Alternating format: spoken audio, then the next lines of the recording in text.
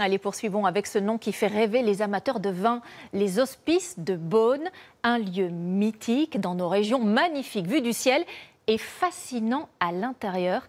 La moitié des pièces ne se visitent que sur réservation avec un guide. C'est dire le côté exceptionnel de ce que vont nous montrer Irvine Blonze, Lucie Camas et Grégory Martin.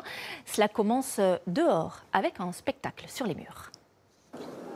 À la nuit tombée, les hospices de Beaune sont fermés. Pourtant, les passants se regroupent à son entrée.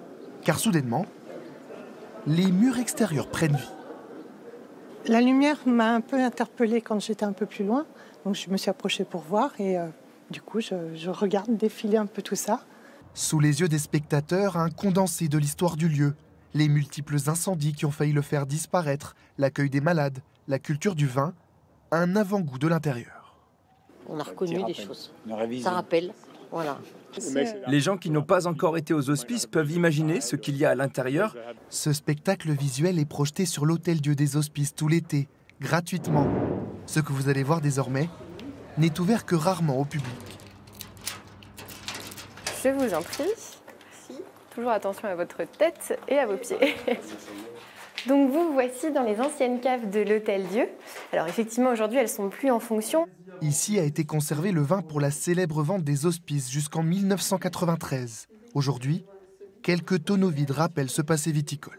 Chaque tonneau va porter le nom du domaine, le nom du cru et le nom de la cuvée, qui est systématiquement le nom d'un bienfaiteur des hospices civils de Beaune. Donc quelqu'un qui a œuvré au développement du lieu, qui a fait des dons.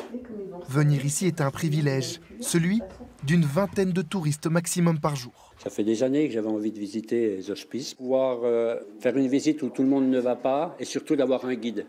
Notre découverte se poursuit à l'étage, quand on vient nous informer d'un événement exceptionnel. Oui, c'est ça. Allez, 1, 2, 3. Voilà, hop. Donc on est en train d'ouvrir la caisse isotherme qui permet à l'œuvre de rester dans un climat stable. C'est un tableau. Portrait de Nicolas Rollin, fondateur des Hospices en 1443, de retour après un prêt de 3 mois au musée du Louvre. Et les petites gouttes blanches, là, c'est quoi ces petites gouttes blanches partout? Ah, elle les avait notées. Oui. Françoise est conservatrice. Elle vérifie que le transport n'a pas abîmé l'œuvre. Le constat se fait à partir d'une photographie. Et face-revers pour les encadrements avec des photographies de détail en fait, qui ont été faites par ma collègue au Louvre. Une précision chirurgicale pour identifier chaque nouveau défaut. Et en fait, ça bouge. Qu'il faut ensuite corriger. Je vais glisser de l'adhésif. T'appuies sur... Là. Ouais, là.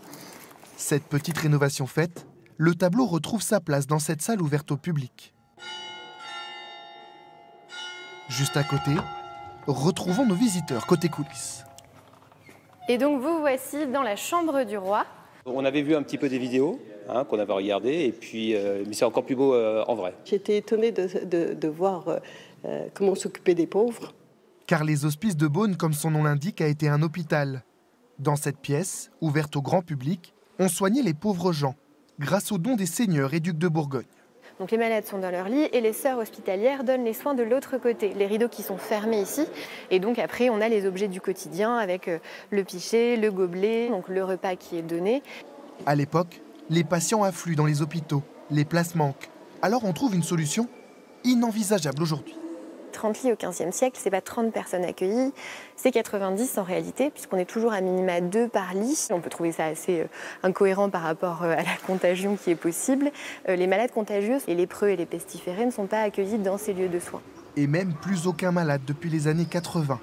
Les hospices sont aujourd'hui un musée, connu dans le monde entier pour ses tuiles vernissées. Il accueille 400 000 visiteurs par an.